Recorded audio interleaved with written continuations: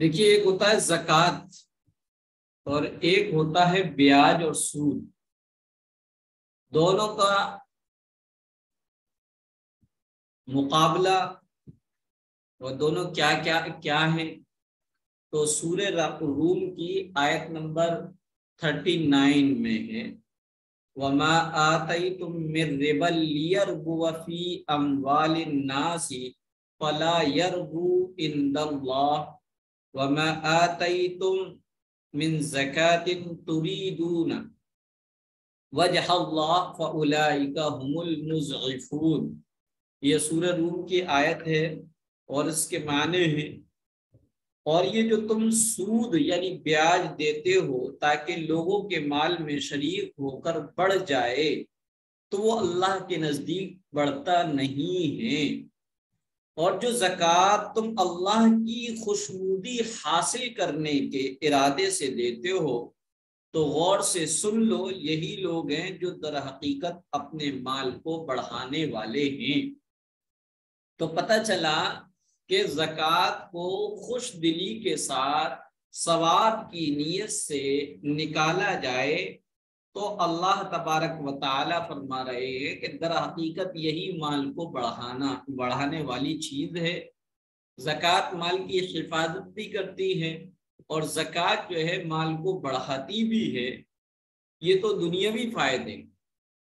اخروی فائدے یہ ہیں کہ اللہ تبارک و تعالیٰ زکوٰۃ کی ادائیگی کرنے والوں کو شریعت کے احکام اور اسلام کی بنیادی رکن، اسلام کی بنیاد 5 چیزوں پر ہے، اس میں سے ایک زکوٰۃ ہے جو کہ مالی عبادت ہے، اس کی ادائیگی پر ثواب عطا فرمائے گا۔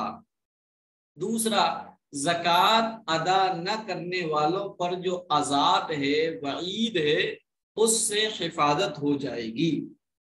چنانچہ زکوٰۃ ادا نہ کرنے پر کیا وعید ہے، کیا عذاب ہے، اس سلسلے میں صحیح بخاری کی ایک حدیث ہے، حضرت ابو ہریرہ رضی اللہ تعالی عنہ سے مروی ہے، رسول اللہ صلی اللہ علیہ وسلم نے فرمایا، جس کو اللہ نے مال دیا ہو پھر بھی وہ اس کی زکوٰۃ ادا نہ کرے تو قیامت کے دن اس کے مال کو گنجے سانپ کی شکل دی جائے گی، جس کی آنکھوں کے اوپر 2 سیاہ نقطے ہوں گے، 2 اس طریقے سے کالے کالے سیاہ نقطے ہوں گے، مطلب کہ نقطے کو مطلب یہ پوائنٹ ہوں گے، وہ اس شخص کے گلے کا توق بن جائے گا، گلے کا توق، گلے کی ہتھکڑی بن جائے گا، پھر اس کی دونوں باچھوں کو، باچھیں یہ کہلاتے ہیں، یہ باچھوں، دونوں باچھوں کو پکڑے گا اور کہے گا، انا مالو کا، میں تیرا مال ہوں، انا کنزو کا، میں تیرا خزانہ ہوں۔ پھر آپ صلی اللہ علیہ وسلم نے یہ آیت تلاوت فرمائی، وَلَا يَحْسَبَنَّ الَّذِينَ يَبْخَلُونَ، پوری آخر تک آیت یہ تلاوت فرمائی، اور اس کے معنی جو لوگ اس مال میں بخل اور کنجوسی سے کام لیتے جو اللہ نے انہیں اپنے فضل سے عطا فرمایا ہے، وہ ہرگز یہ نہ سمجھیں کہ یہ ان کے لیے اچھی بات، بلکہ یہ ان کے لیے بری بات ہے۔ جس مال میں انہوں نے بخل اور کنجوسی سے کام لیا ہوگا، قیامت کے دن وہی مال ان کے گلوں کا طوق بنا دیا جائے گا۔ بخل سے مراد یعنی یہ ہے کہ اس میں کنجوسی، یعنی اس کا جو واجبی حق ہے، زکوٰۃ ادا نہ کی ہوگی تو اس صورت میں جو ہے وہ ان کو یہ عذاب دیا جائے۔ اب زکوٰۃ کس پر ہے؟ جس مرد یا عورت کی ملکیت میں 7.5 تولہ سونا، جو تقریباً موجودہ گرام اور موجودہ وزن کے اعتبار سے 87 گرام، 87 گرام اور 448 یعنی 48 ملی گرام سونا، یا 52.5 تولہ چاندی، جس کی موجودہ وزن ہے 612 گرام 36 ملی گرام، सोना हो, या नकदी यानी कैश रुपया पैसा हो, या कोई बिजनेस का सामान में से कोई चीज, या इन चारों चीजों का या इनमें से कुछ का मजमुआ यानी कुल टोटल 52.5 तोला चांदी की कीमत के बराबर हो, तो ऐसे मर्द और औरत को शरीयत में साहिब निसाब कहते हैं। ज़कात के लिए शर्त है, 8 चीजें शर्त है। पहली चीज, आदमी का मुसलमान होना, पता चला गैर मुस्लिम पर ज़कात फर्ज नहीं है। दूसरा, ज़कात देने वाले का साहिब अकल होना, पता चला कि पागल दीवानी के कष्ट, पागल आदमी के पास कितना ही माल हो, उसके माल में ज़कात वाजिब नहीं। तीसरा, बालिग होना, पता चला कि नाबालिग के पास कितनी ही सोना चांदी हो, उसके माल में ज़कात वाजिब नहीं। चौथा, निसाब का मालिक होना। निसाब मैंने बताया था अभी, सोना हो तो 7.5 तोला, चांदी हो तो 52.5 तोला, लेकिन कैश हो तो 52.5 तोला चांदी के बराबर, या कोई बिजनेस का सामान हो तो भी वो 52.5 तोला चांदी के बराबर, या फिर ऐसी कंडीशन में कि कुछ सोना 1.5 तोला सोना है, कुछ चांदी है, कुछ कैश है, कुछ और भी है, तो ऐसी सूरत में तमाम की कीमत लगाकर देखेंगे, और अगर 52.5 तोला चांदी यानी 612 ग्राम चांदी हो रही है तो उसको साहिब निसाब और मालदार कहते हैं। इसी तरीके से ये जो माल है, ये माल बढ़ने वाला हो, बढ़ने वाला यानी सोना हो, चांदी हो, अगरचे उसको जेवर बना लिए जाते लेकिन वो बढ़ता रहता है। इसी तरीके से माल तिजारत हो। और 7वीं शर्त ये कि उस माल पर 1 साल गुजर गया हो, लिहाजा किसी पर 1 साल नहीं गुजरा तब भी ज़कात वाजिब नहीं। दूसरा, 8वीं शर्त ये कि इतना माल हो और कर्जे से फारिग हो, यानी कर्जा वर्जा निपटा कर इतना माल हमारे पास बचता। कर्जा अगर हम नहीं देना चाहे, लेकिन जितना ऊपर हमारे ऊपर कर्जा है उस कर्जे को अलग कर लिया जाए, तब भी हमारे पास 612 ग्राम चांदी यानी 52.5 तोला चांदी की मालियत के बराबर माल होगा, तो इन 8 शर्तों के साथ ज़कात वाजिब हो जाएगी। जब आपने ये समझ लिया तो अब समझिएगा एक नक्शा बनाएंगे, उसमें ये समझ लीजिएगा कि इस्तेमाली कपड़े चाहे कितने ही कॉस्टली और महंगे हो, घर इस्तेमाली घर 1 हो, 2 हो, 4 हो, 5 हो, या कोई जमीन हो, प्लॉट हो, लेकिन शर्त यह कि उसको रहने की नीयत से लिया हो, खरीद बेचने की नीयत से ना लिया हो, उस पर भी ज़कात नहीं। इसी तरीके से बर्तन और घर के इस्तेमाली मशीनरी है, चीजें हैं, इन पर इनकी भी कीमतों पर ज़कात नहीं है। इसी तरीके से गाड़ी है, अपने इस्तेमाल में आती है, 2 व्हीलर हो या 4 व्हीलर हो, उस पे भी ज़कात वाजिब नहीं है। जब आपने ये समझ लिया तो अब ये समझे कि अल्लाह ताला की रजा के लिए अपने माल की एक मुकर्ररा मिक़दार किसी मुस्तहिक़ मुसलमान को मालिक बनाकर दे देने का नाम ज़कात। तो ज़कात की तारीफ क्या हुई? अल्लाह की रजा और खुशनुदी के लिए अपने माल की एक मुकर्ररा मिक़दार किसी मुस्तहिक़ मुसलमान को मालिक बनाकर दे देना, जो चाहे वो करे, मालिक बनाकर दे देने का नाम ज़कात है। और ज़कात अदा करने से माल की हिफाजत होती है और माल की बुराइयों और उसके फितनों से आदमी महफूज हो जाता है। चुनाचे कुरान करीम में फरमाया गया, इन्नमा अम्वालुकुम व औलादुकुम फितना, कि तुम्हारी औलाद और तुम्हारा माल तुम्हारे लिए फितना है, यानी आजमाइश की चीज है। اس کو اس کے ذریعے سے اللہ آزماتا ہے، اولاد دے کر کے اس کی اچھی تربیت کی یا نہیں کی، مال دے کر کے اس سے شریعت نے جو مقرر حصہ کیا ہے وہ نکالا یا نہیں نکالا۔ حدیث شریف میں ہے جس شخص نے اپنے مال کی زکوٰۃ ادا کی وہ مال کے شر یعنی برائی سے محفوظ ہو گیا۔ زکوٰۃ ادا نہ کرنے پر قرآن و حدیث میں بھی بہت ساری سخت وعیدیں اور سزائیں بیان کی گئی ہیں۔ رسول اللہ صلی اللہ علیہ وسلم کا ارشاد ہے جن لوگوں کو اللہ تعالیٰ نے مال دیا ہو وہ اس کی زکوٰۃ ادا نہیں کرتے ہیں، قیامت کے دن ان کا یہ حال ہوگا کہ ایک بہت زہریلے اور گنجے سانپ کی شکل میں سامنے آئے گا اور ان کی گردن سے لپٹ جائے گا اور ان کے جبڑوں کو نوچ نوچ کر کہے گا میں تمہارا جمع کیا ہوا مال ہوں، میں تمہارا خزانہ۔ زکوٰۃ کا حکم، زکوٰۃ دینا فرض ہے، قرآن مجید اور احادیث سے اس کی فرضیت ثابت ہے۔ قرآن کریم میں تو فرمایا کہ وَأَقِیمُوا الصَّلَاةَ وَآتُوا الزَّکَاةَ، نمازوں کو قائم کرو اور زکوٰۃ دو۔ تو قرآن زکوٰۃ دینا فرض ہے اور اس کی فرضیت حدیث سے بھی ثابت ہے اور قرآن کریم کی ایک نہیں بہت ساری آیتوں سے اس کی ثابت ہے۔ جو شخص اس کی فرضیت کا انکار کرے وہ کافر ہے، اور جو شخص مالدار ہوتے ہوئے زکوٰۃ ادا نہ کرے وہ سخت گناہ گار ہے۔ میں نے ابھی آپ کو زکوٰۃ فرض ہونے کی شرطیں بتائی تھی، 7 شرطیں تھیں، اور پھر یہ بھی بتایا تھا کہ بنیادی ضرورتیں جیسے رہنے کا مکان ہے، پہننے کے کپڑے ہیں چاہے وہ کتنے ہی کوسٹلی ہوں، گھر کا ساز و سامان اور استعمال کی سواری گاڑی انسان کی بنیادی ضرورتوں میں داخل ہے۔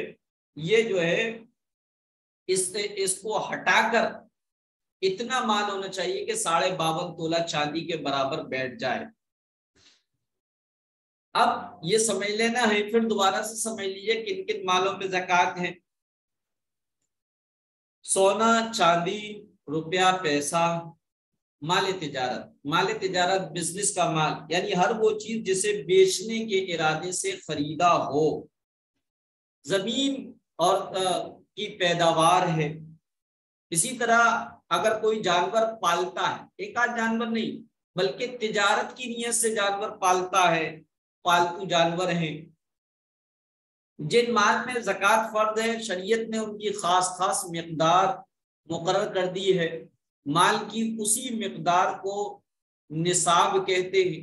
جب نصاب کی مقدار کسی کے پاس پوری ہو جائے تو اس پر زکوٰۃ فرض ہو جاتی ہے، اور ایسے شخص کو صاحب نصاب کہتے ہیں۔ سونے کا نصاب میں نے بتایا تھا 87 گرام 480 ملی گرام، جس کو 7.5 تولہ کہتے ہیں۔ تولہ 10 گرام کا ہوتا ہے، 1 تولہ 10 گرام کا ہوتا ہے، اور سونے کا نصاب ہے 87 گرام 480 ملی گرام۔ چاندی کا نصاب ہے 612 گرام 360 ملی گرام۔ روپے پیسے کا نصاب، روپیہ پیسہ سونے یا چاندی میں سے کسی ایک کے نصاب کی قیمت کے برابر ہو۔ مال تجارت بزنس کا سامان، مال تجارت سونا چاندی میں سے کسی ایک کے نصاب کی قیمت کے برابر ہو۔ آج کل چاندی کی قیمت سونے کے مقابلے میں کئی گنا کم ہونے کی وجہ سے چاندی کا نصاب سب کا جلدی سے پورا ہو جاتا ہے، اس لیے چاندی کے نصاب کی قیمت دیکھی جائے گی۔ کیوں؟ اس لیے کہ اس میں غریبوں کا فائدہ ہے اور زیادہ سے زیادہ لوگوں پر زکوٰۃ فرض ہوتی ہے۔ زکوٰۃ کی مقدار سونا چاندی روپیہ پیسہ اور مال تجارت کی زکوٰۃ میں پورے مال کا 40واں حصہ یعنی 2.5% دینا فرض ہے۔ اب اسی طریقے سے یا جو لوگ گاؤں کے ہیں ان کو یہ بہت ضرورت پڑے گی، زمین کی پیداوار، وہ جو غلہ ہوتا ہے اناج ہوتا ہے، زمین کی پیداوار اور جتنی مقدار میں بھی ہو اس میں سے 10% کی زکوٰۃ ہوتی ہے، جس کو عشر کہا جاتا ہے۔ مویشی یعنی جانور چوپائے وغیرہ بکری، گائے، بیل، اونٹ وغیرہ میں زکوٰۃ فرض ہونے کے نصاب مختلف ہیں، ان کی زکوٰۃ کی مقدار بھی مختلف ہے، لیکن ہمارے ملکوں میں اتنی مقدار میں کوئی مویشی نہیں پالتا ہے، تو اس لیے مویشی کی زکوٰۃ تو آپ کے سامنے نہیں بتائی جائے گی۔ البتہ ان چیزوں کے بارے میں بتاتے ہیں، سونے چاندی۔ اگر کسی کے پاس سونا اور چاندی دونوں ہو لیکن کسی ایک کا نصاب پورا نہ ہو، یعنی نہ تو 7.5 تولہ سونا ہے نہ 52.5 تولہ چاندی ہے، تو دونوں کو ملا کر قیمت لگائی جائے گی۔ اگر دونوں کی قیمت مل کر سونے یا چاندی میں سے کسی ایک کے نصاب کو پہنچ جائے تو زکوٰۃ فرض ہو جائے گی، اور چاندی کا نصاب زیادہ اہم ہے، کیونکہ اس کے چاندی کے نصاب سے قیمت لگائیں گے تو غریبوں کا اس میں زیادہ فائدہ ہے۔ زکوٰۃ ادا کرتے وقت یا زکوٰۃ کا مال الگ کرتے وقت زکوٰۃ کی نیت ضروری ہے، یعنی دل میں ارادہ ہے کہ زکوٰۃ نکال رہی ہوں، بغیر نیت کے زکوٰۃ ادا نہیں ہوگی۔ البتہ کسی کو زکوٰۃ کہہ کر دینا ضروری نہیں، بلکہ یہ ہدیہ کہہ کر دے سکتے ہیں، تمہارے لیے عیدی دے کر کہہ سکتے ہیں، تمہارے لیے گفٹ ہے، یہ بھی دے کر کہہ سکتے ہیں زکوٰۃ اور دے سکتے ہیں، اور زکوٰۃ ادا ہو جائے۔ زکوٰۃ میں سونا چاندی، تجارتی مال یا ان کی قیمت سے کپڑا، غلہ یا کوئی اور سامان خرید کر دینا بھی جائز، ضروری نہیں کہ پیسے دیے جائیں۔ زکوٰۃ ان کے پیسوں سے کوئی چیز خرید کر اگر دے دی جائے تو بھی زکوٰۃ ادا ہو جاتی ہے، اور سامنے والے کو بھی یہ احساس نہیں ہوتا ہے کہ یہ زکوٰۃ ہے۔ مکان، دکان، کارخانہ، برتن، کپڑے، کتابیں، فرنیچر، سلائی مشین، گاڑی، کرائے پر دی جانے والی چیزیں، اسی طریقے سے مشینری اور وہ مشین جو سامان تیار کرتی ہیں اور خود جو ہے گھر پہ رہتی ہیں، چاہے کتنی ہی قیمت کی ہوں، ان پر زکوٰۃ فرض نہیں۔ البتہ اگر ان میں سے کوئی بھی چیز تجارت کی ہے، یعنی بیچنے کے لیے لی ہے یا بیچنے کی نیت سے خریدی ہے، تو اس پر زکوٰۃ فرض۔ سونے چاندی کی بنی ہوئی تمام چیزوں پر زکوٰۃ فرض ہے، جیسے سونے چاندی کے زیورات ہیں، برتن ہیں، سکے ہیں، تمغے یعنی میڈلز وغیرہ ہیں۔ تجارت کی غرض سے جو بھی چیز خریدی جائے اس پر زکوٰۃ فرض ہے، چاہے وہ زمین ہو یا کوئی اور سامان ہو۔ اس لیے زکوٰۃ نکالتے وقت گھر میں جتنی چیزیں ایسی ہیں جو بیچنے کی نیت سے لی ہوں، ان سب کی قیمت کا حساب لگا کر زکوٰۃ نکالنا فرض ہے۔ اگر سونا چاندی کی مقدار کی نصاب تک نہ پہنچتی ہو، لیکن کسی کے پاس اتنے روپے ہوں کہ اسے ملانے سے چاندی کا نصاب مکمل ہو جائے تو زکوٰۃ واجب ہو جائے گی۔ جیسے کہ عورتوں پر عموماً یہ ہوتا ہے، سونا بھی ہے، چاندی بھی ہے، رنگ ایک آدھ سونے کی پڑی ہوئی ہے، ایک آدھ ٹاپس ہے یا چاندی کا بھی ایک آئٹم ہے، تو ان کی قیمت لگا لیں گے۔ ان کی قیمت کم بیٹھ رہی ہے، یعنی مان کے چلو 70,000 روپے کلو چاندی چل رہی ہے، تو 35,000 روپے 30,000 کے بیٹھے، یا 32,000 روپے ہمارے سونے اور چاندی کی قیمت بیٹھ رہی ہے، اور 2-3 ہزار روپے ہمارے اکاؤنٹ میں پڑے جو ہمارے خود کے یا ہم نے کسی کو دے رکھے، تو ایسی صورت میں وہ 2-3 ہزار روپے ملائیں گے، تو ایسی صورت میں چاندی کا نصاب بن گیا تو زکوٰۃ فرض ہو جائے گی۔ زکوٰۃ کا جو نصاب شریعت نے مقرر کیا اس کے مالک ہونے کے بعد اسلامی سال کی تاریخ کے اعتبار سے جس تاریخ کو 1 سال مکمل ہو جائے، اس تاریخ 1 سال مکمل ہونے کے بعد زکوٰۃ کی ادائیگی فرض ہو جاتی ہے۔ زکوٰۃ کی ادائیگی کے لیے شریعت میں رمضان کا مہینہ متعین نہیں ہے، بلکہ ہر شخص کے لیے زکوٰۃ کا مہینہ اور تاریخ الگ الگ ہوگی، کیونکہ کسی کے پاس کب مال آیا اس کا کب سال وار ہوگا۔ جس شخص کے پاس بھی اسلامی مہینوں کے اعتبار سے نصاب کا بقدر مال آئے، اس کے لیے ہمیشہ وہی تاریخ زکوٰۃ کے حساب کو متعین کرنے کے لیے رہے گی، لہذا وہ شخص اسی تاریخ میں زکوٰۃ ادا کرنے کا اہتمام کرے۔ رمضان کا انتظار نہ کریں، کیونکہ فرض کی ادائیگی میں تاخیر کرنا بری بات اور گناہ ہے۔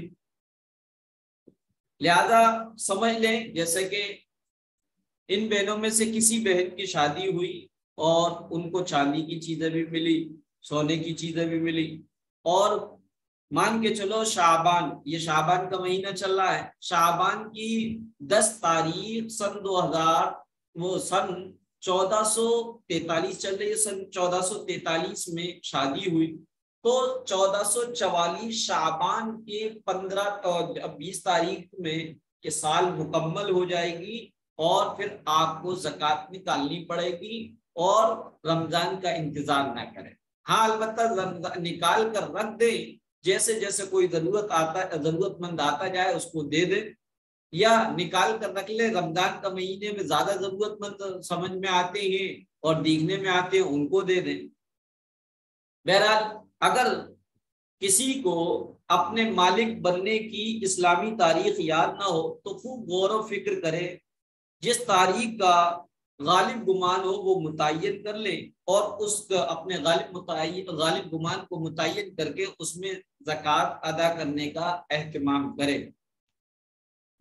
اسی طریقے سے